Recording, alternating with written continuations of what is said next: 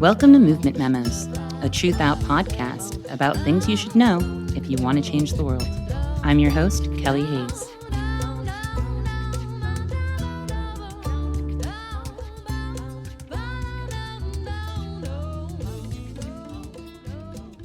In a peak moment of tragedy in the COVID-19 crisis, our collective losses are mounting.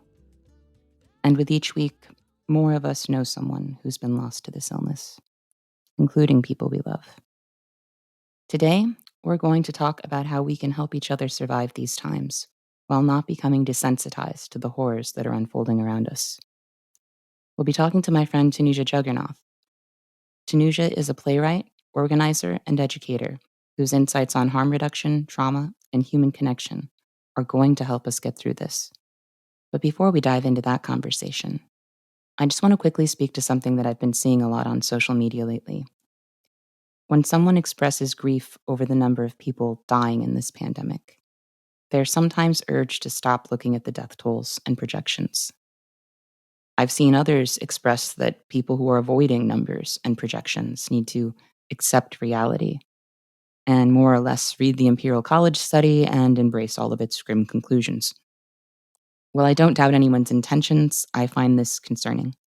So I just want to lovingly remind folks that we are all grappling with this differently. There's no right way. Some people cannot handle not knowing and might imagine even more disastrous scenarios if they didn't follow the numbers. They might even be consumed by an immediate sense of doom when available data suggests otherwise.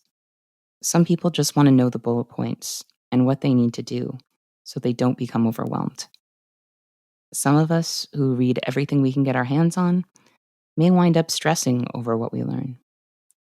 But we still might be better off agonizing over those numbers than dwelling on our nightmares in place of reality.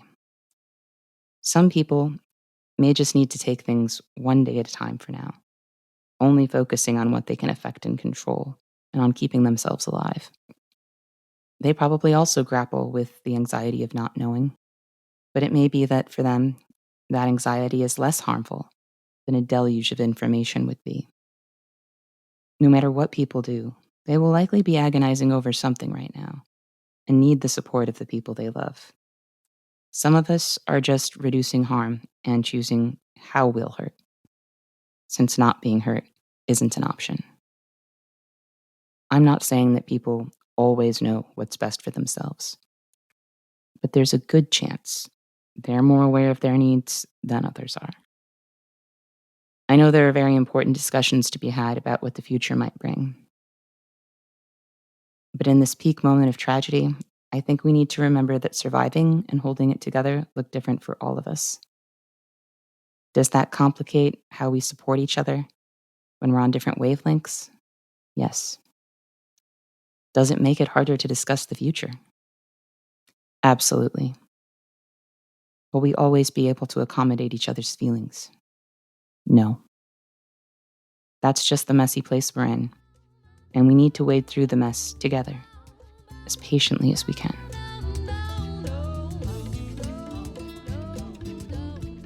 Today's guest is Tanuja Jagernauth. Tanuja is a Chicago-based organizer and artist who I've been working with on some mutual aid efforts in recent weeks.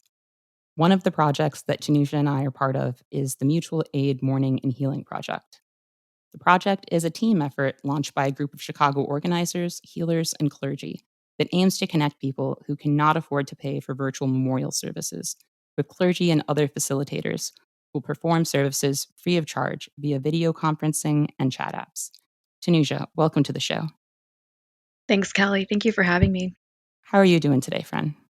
Well, um, you know, on top of the constant shock and horror feelings, I'm feeling a lot of humility and great gratitude for the mutual aid work that I'm able to participate in and observe.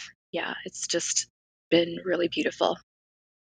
So, when this episode airs, we will be within a couple of days of the peak of this crisis in most parts of the United States, at least for now.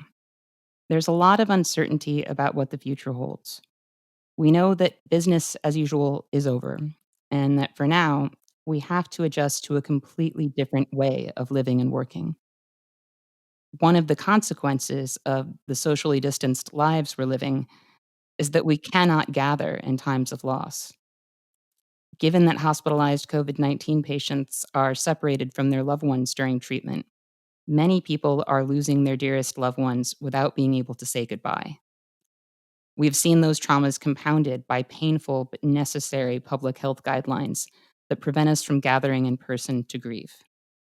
Tanuja, you were one of the first people I talked to about the need for online options for people who needed to connect with others to grieve, and how we could help people who can't afford to pay for those services in a depressed economy. Can you say a bit about the crisis that this situation creates for people who are grieving and why you felt community action was called for? Yeah, for sure. Dealing with the loss of a loved one comes with its own form of isolation and devastation. And so, thinking about losing a loved one in the middle of a pandemic when you cannot physically go through the very important rituals and do the things that are part of the love language of collective loss, that's got to be excruciating. And, we've got in Chicago a situation where, according to Natalie Moore's article a couple days ago, you've got 72% of Chicago residents, those who have died from COVID-19 are Black. 52% of folks testing positive at this moment are Black. We've got a disproportionate impact rooted in health and access disparities. At Stateville Correctional Center, we've seen two COVID related deaths, and the first death at Cook County Jail. And it's beyond comprehension why they haven't released everyone in order to save those lives and protect the collective wellness. In general, we're seeing a situation where the death rates are literally unfathomable. We cannot wrap our minds around the magnitude of what's going on. So we're truly collectively sitting in a moment of collective shock and horror, lots of fear, and lots of uncertainty. And so for me, these collectively devastating times call for collective methods of healing and grappling. So in this moment, I've been leaning heavily on my background in the work of healing justice and so many lessons from every single disability justice activist and organizer that I've ever met in the entire movement. Their work is providing literal how to's in this moment when there truly is no guide. So I'm seeing so much beautiful material coming from Sins Invalid, Mia Mingus, Leah Lakshmi Pyepshna, Samar Singha, the Transmedia Performance Group, and so many others. And I can give a brief definition of what healing justice is if folks haven't already become familiar. Yeah.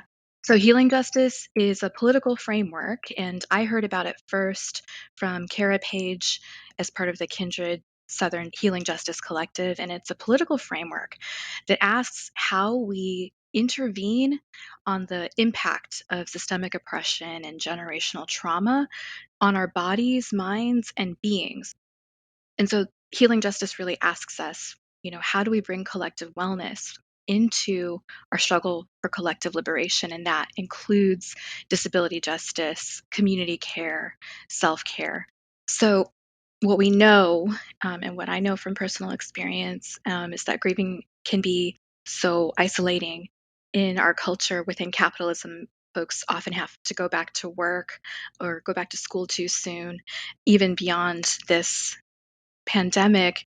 I think about members of my own family and others who have had to grieve, for instance, the loss of a parent in another country. There are many immigrants and so many people who are separated from their families either by choice or by force. And so to me, it means a lot to be able to try and collectivize this experience that is so isolating to create some sort of framework and model an option for others to reach out for mutual support, create mutual support. We were both part of the early conversations around this effort. with people like Heather Lynn and Brant Rosen in Chicago. But as our listeners know, I got pretty sick recently, so I missed out on some of the construction work of this thing. So, can you tell our listeners a bit about how this project was assembled and how it works? How are we bringing help to folks who are stuck grieving alone right now? So I love how this team came together, Kelly. You tapped on folks that you thought would be a good fit for it. And I went ahead and roped in a friend and collaborator who's a death doula in training. Miriam Kaba referred someone to us on Twitter. And so very quickly, the team assembled, and we are currently a very diverse group of people with very different perspectives and skills. We have a rabbi, a death midwife, a death doula in training, a professor and author, yourself, and me. And it really feels like we're practicing that idea from Healing Justice where we begin by listening. So we asked, okay, who is out there that is able and willing to support others facing death right now? And we went about gathering their names. So there's one form that is a request for death midwives, doulas, social workers, therapists, healers, and other support people to see who's available to support and in what forms. We have the same form for clergy members. And then we have a form that is a request for support. Right now, we have death midwives and doulas creating videos for us to assist people doing this death support work for the first time. We've got someone creating an interactive infographic to help folks navigate our system easily so they can kind of point to what they need and click, and that will take them to a form. And I just want folks to know, and this is such a heartwarming thing to me, we have over 200 volunteers, over 200 people who have signed up and said, I want to support others in this moment. Today, I'm really humbled we got our first request for support. So within 24 hours, we'll be connecting that person with someone who can help them sort through how to set up and execute a remote memorial service via Zoom. Folks should definitely feel free to reach out with questions if you're working on a similar project or want to hear how we put this together in greater detail, because we're more than happy to pass on any lessons learned. We've heard a lot of comments about how many September 11th or Pearl Harbor attacks the death toll amounts to. But in reality, those events burn themselves into the public consciousness precisely because they were extraordinary within the scope of the American experience. Now we're faced with a steady stream of disaster, the unthinkable heaped upon the unthinkable. Rather than reeling from one dramatic blow dealt all at once, we're locked in separate battles with our own grief, illness, and isolation, experiences that vary greatly and play out in an unsynchronized manner. In the case of September 11th, a collective blow left our country reeling, and in that tragic aftermath, the majority of Americans supported an illegal war and cooperated with a massive rollback of civil liberties. So we know that collective grief doesn't necessarily create the kind of energy we want. But in the case of COVID 19, we're faced with another threat that we will disconnect from one another and experience human loss as being less consequential. So, in a time when people who are already living under the divisions of capitalism and white supremacy, people could become even less concerned with each other's fates as a defense mechanism. What are you yourself doing to stay connected and invested in other people? Even before this whole crisis and pandemic started, it was a practice of mine to be very intentional about where I put my focus. I am somebody with multiple jobs, trying to do creative work when I'm not at my jobs. And so having to choose your focus when you're, trying to write and work multiple jobs is extremely important. And so for me, that's a practice that I'm just leaning heavily on. So just choosing my focus. Sometimes it really requires like ripping myself away, it feels like, from Facebook, or ripping myself away from some scandal on Twitter, or, ripping myself away from some shenanigans on Instagram, in order to do the work that I've decided is helpful and necessary. Some people may be feeling like they are experiencing a sort of empathy overload that might lead them to recoil when faced with other people's pain.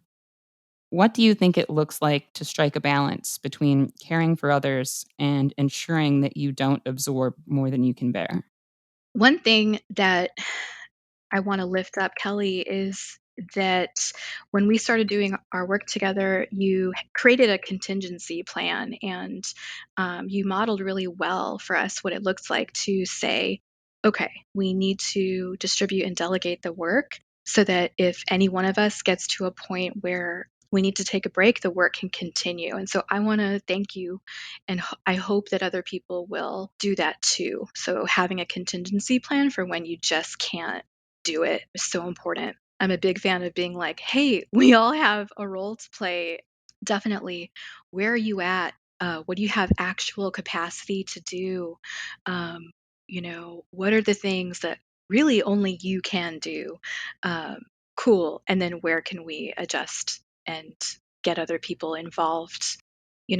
Just to lift up and Skillshare for anybody who, has not worked in trauma before. There are three commonly thought of levels of trauma. So there's that primary trauma where you are directly experiencing something traumatic, something that is too big for you to contemplate or to make meaning from in the moment, that threatens your life, that threatens your safety in a very large way, right? Secondary trauma is hearing about it from someone else. And then there's a level of tertiary trauma, which is what I think we're definitely collectively experiencing and systemically experiencing. And I feel like what I've seen since Trump got elected in 2016 is a super huge level of this tertiary trauma. Seeing an abusive person in a place of power, how tremendously triggering it is to have that as our reality.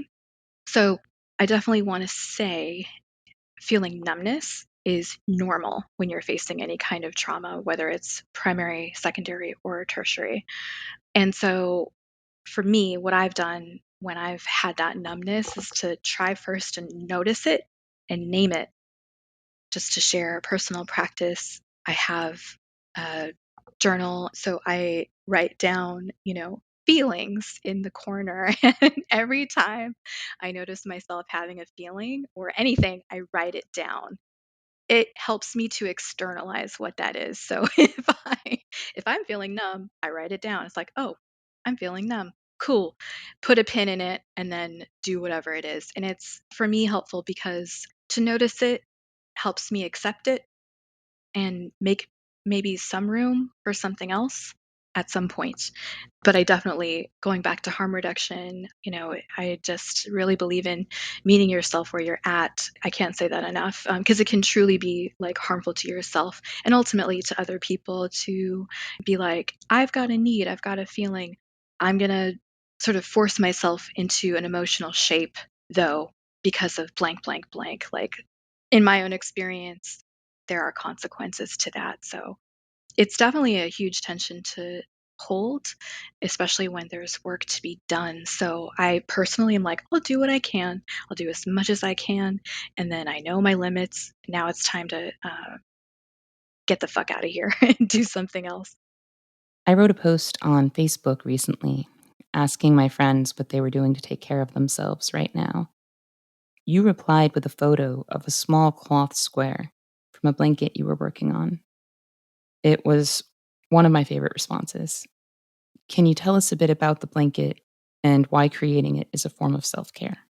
One of the first things that I did when we all started staying at home and social distancing, and I noticed I was just on 10 in terms of mental activity between, reading the news and reading Facebook and panicking. Basically, I was like, okay, Tanuja, what you're going to do. You're going to order some yarn.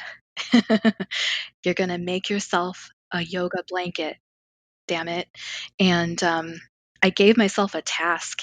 And the act of crocheting, it actually, for me, is very meditative. It's somewhat grounding. It's comforting. My father-in-law passed away in 2006. And when he was in hospice, just in the living room, I essentially quit school that week. And those 2 weeks, I just wouldn't go to school. I was in grad school at the time for acupuncture. I was like, fuck that shit.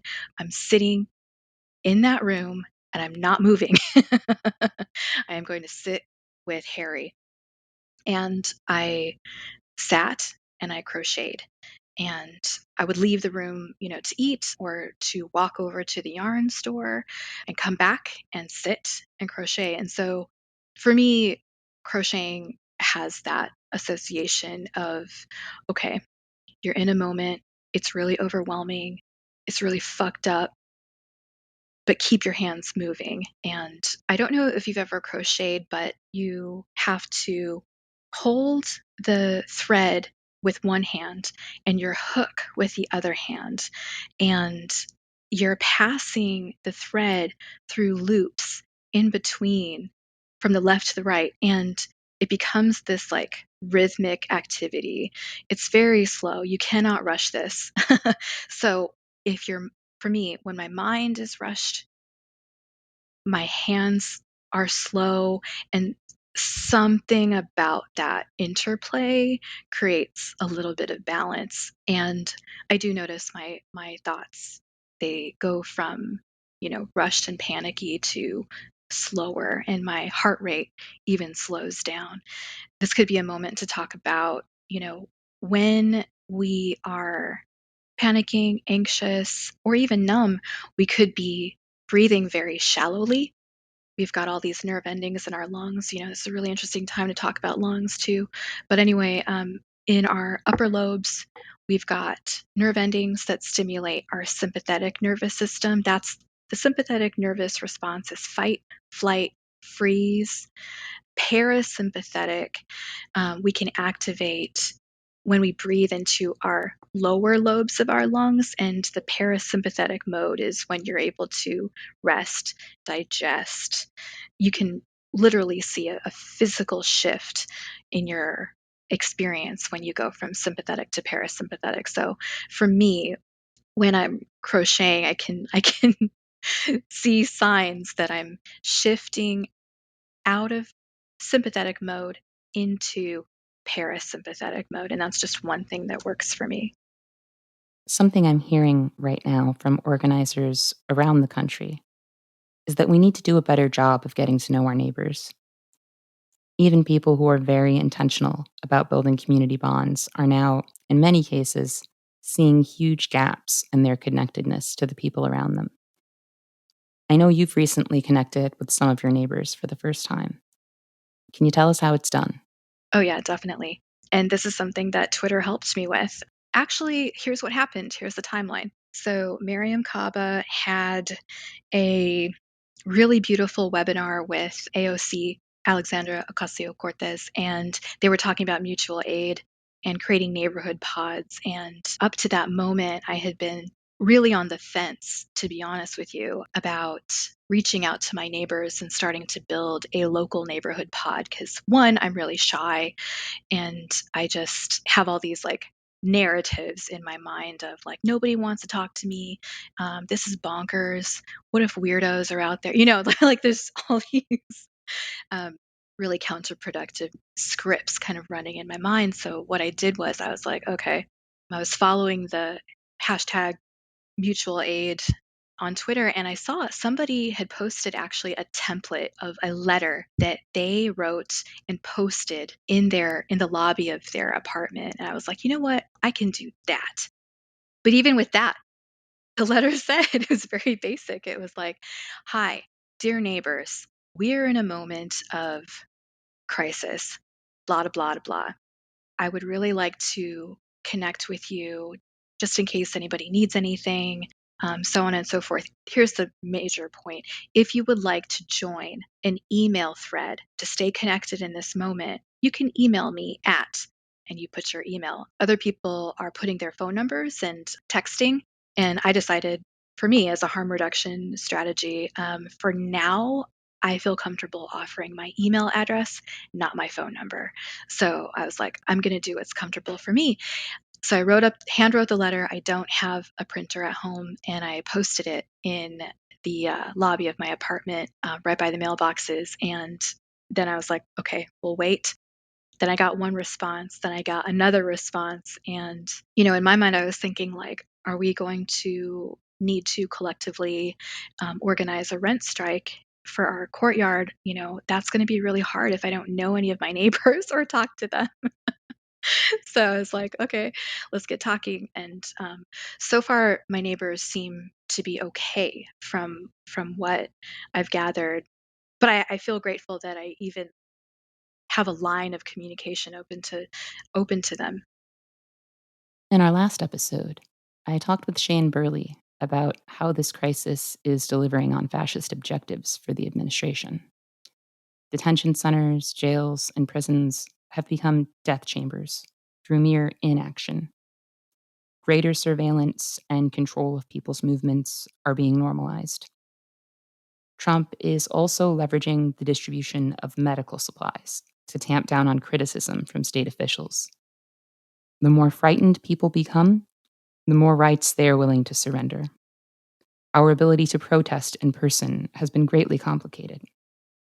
But there's another way in which fascism can benefit from the current situation, and that's a failure of empathy. Some of these losses will be experienced simultaneously, but many will not. Even after this peak period of loss, we will continue to see mass death for some time. Some areas won't see their peak death tolls until weeks from now, when many of us are trying to regain stability in the wake of our losses. It's entirely possible that this administration could effectively weaponize our desensitized state to normalize the mass deaths of people who lack health care under much more ordinary conditions. To some extent, that was already normalized, but I'm talking about scale here and the possible ramp up of those sacrifices made at the altar of capitalism. We've already seen that threat being made in a very direct way, with Trump's calls to get the economy up and running, while we should all still be sheltering in place. But down the line, we could see Trump or even a neoliberal administration taking advantage of our disconnection by committing much more active atrocities against migrants and imprisoned people by creating increasingly unsurvivable conditions in detention centers and prisons.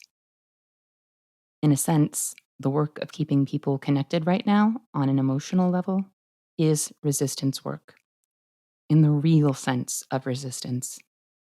Because we cannot ultimately defeat fascism without an enduring sense of empathy and connection to one another.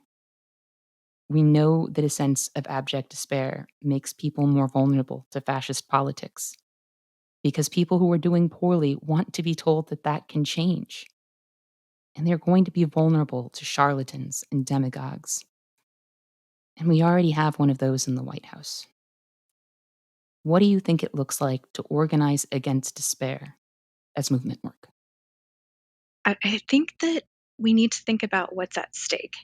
And so, on one hand, we need to get truly deeply educated on what fascism is and how it works. And however folks need to go about really grasping that, do it. I really am hoping that, you know, to the best of our ability, we can build a shared vocabulary now. And like you say, learn to listen to one another and trust one another and really look to one another to say, I'm seeing what you see. If we can do that, we have a very good chance of creating that shared analysis, that shared vision, and that shared way forward that helps us to really imagine that world in which we want to live and then make concrete moves to build it. So if their narrative is, we don't give a shit about your lives, how do our actions serve as a counter narrative to that? When Donald Trump puts a target on the back of Asian folks by repeatedly talking about the Chinese virus, how can our solidarity work serve as a counter narrative to that? I saw a call from Miriam Kaba, and the ask was, read Two Prisoners by Gwendolyn Brooks. Record yourself doing that reading. Honestly, the reading took about 45 seconds, and Miriam's ask was, post your video on social media and tag your governor with the ask to release all incarcerated folks for their own safety and the safety of others. And for me, I just appreciated that so much because all it took was the tools that I had, right? So I just think it was such a brilliant action. We all have, most of us have, you know, phones, internet, a way to record ourselves. We're here on the internet constantly reading news, reading social media. And the way that Miriam was like, cool, cool, use that tool. You're sitting there anyway. um, you know, take 5 minutes and do this collective action and invite other people into it with you. I appreciated that. We're going to briefly hit pause on this episode to remind our listeners that Truth Out is a nonprofit news organization dedicated to providing independent reporting and commentary on a diverse range of social justice issues. Our work is reader powered, and we can't do it without you. So if you can spare a few bucks, please consider dropping by truthout.org to make a donation today. One of the things I think people are struggling with most about this situation is the unknown. We are all afraid of the unknown, and we all handle that fear differently. Some people log off of social media to get away from the constant barrage of bad news, and some of us obsessively consume information. What is helpful to some of us would be incredibly detrimental to others. Personally, I read all the studies and look at all the projections, and for the record, that has not led to me knowing any better than you what's going to happen. But what I do think is certain is that this struggle doesn't end when this round of quarantine ends. Until we have a vaccine, life will be tenuous. My greatest fear is that the intervals of this thing will allow Trump to sell a savior narrative and win re-election in the fall. If we get a break from lockdown that lasts through Election Day, I think he could win because he could tell people he saved us, and they will want to believe they've been saved. There's also the possibility that we won't be free of the virus at all on Election Day, and that Trump will win because his death cult fans were the only ones who were willing to risk their lives.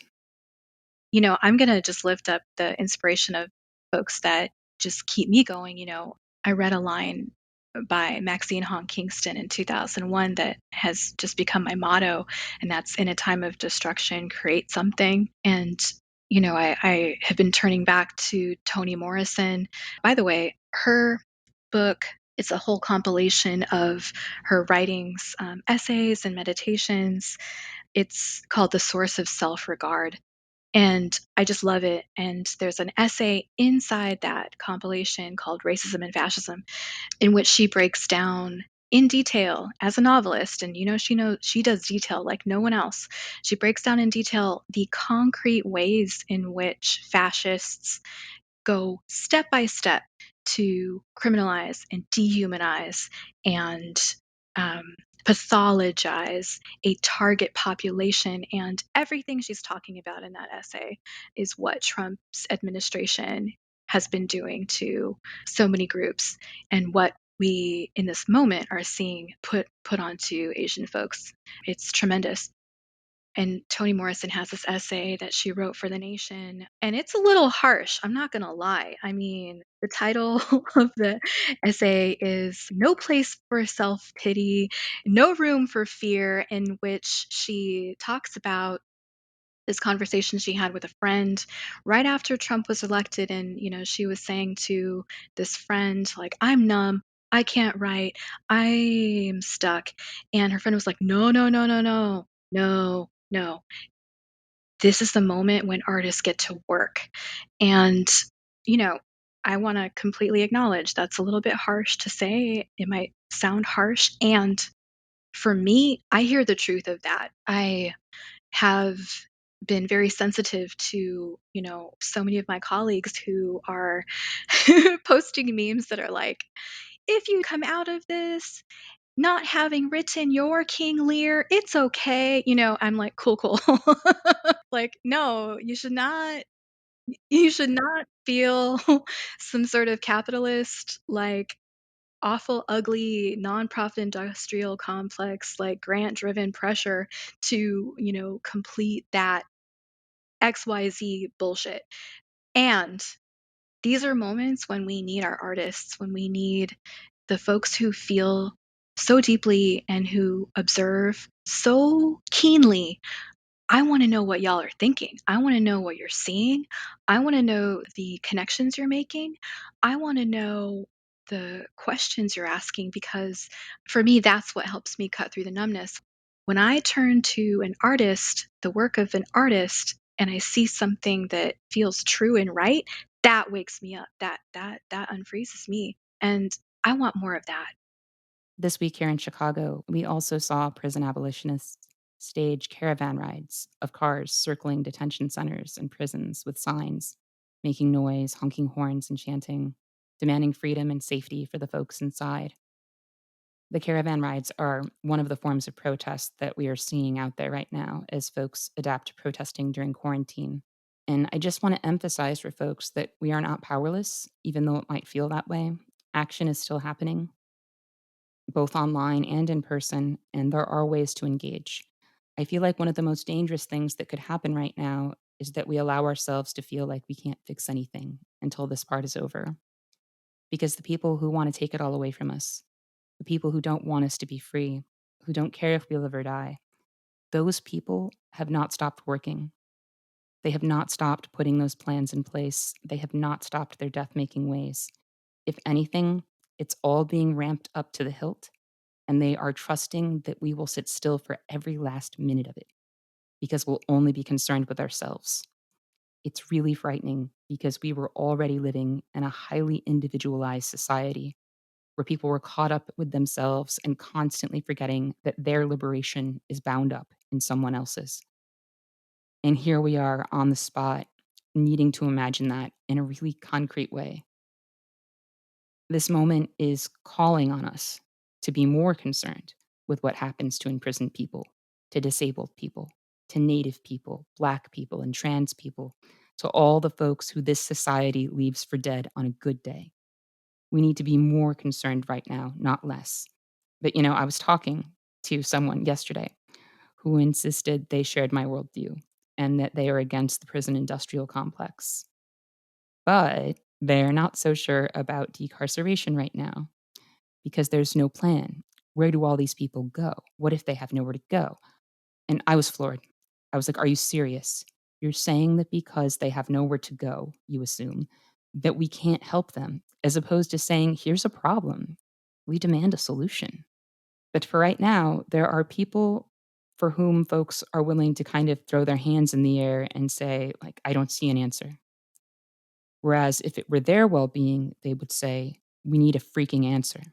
By creating these epicenters of contagion, we're also hurting everyone outside the prison walls, but that just doesn't register to people because there's some sort of cutoff line of immediate self interest that folks are struggling to think beyond. And so we're seeing more and more of that pullback from people to where other people's lives become a question mark, or where folks say, well, I don't know how you would address that. Everything's messed up. And as we've abandoned each other more and more, I become more afraid for us. And it brings me back to what you were saying about connecting people, connecting with others through the work, connecting with people through these acts of kindness, these acts of empathy, these acts of witnessing.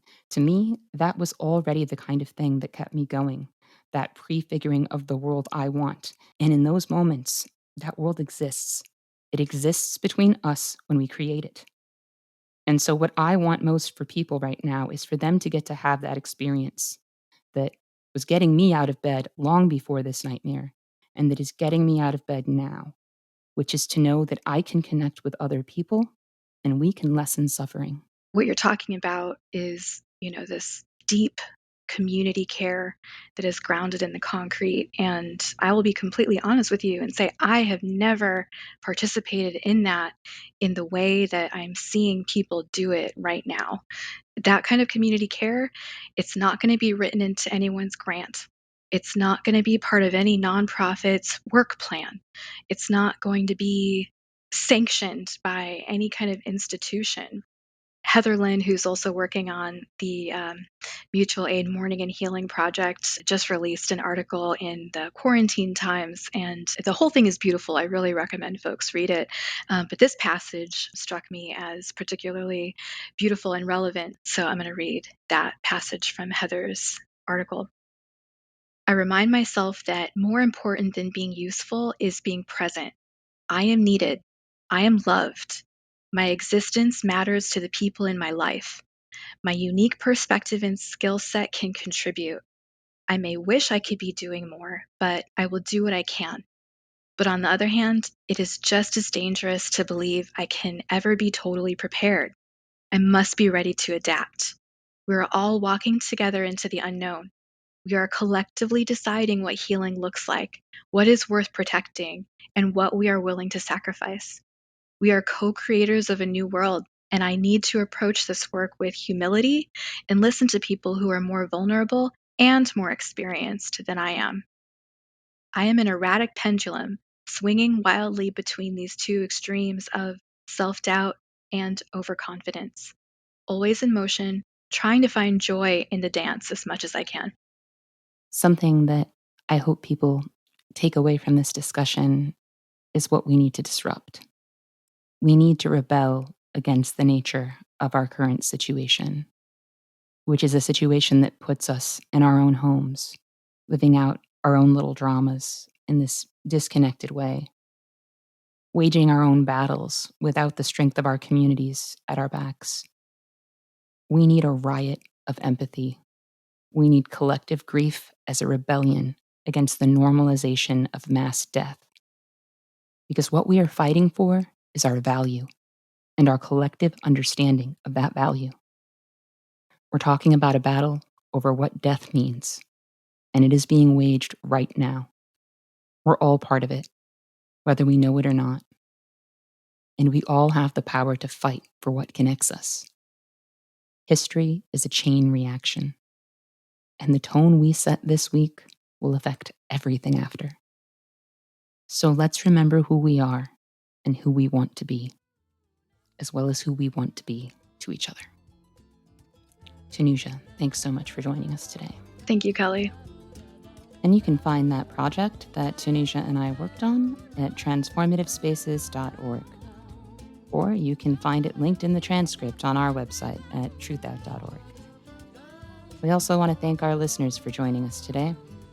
And remember, our best defense against cynicism is to do good and to remember that the good we do matters. Until next time, be safe out there.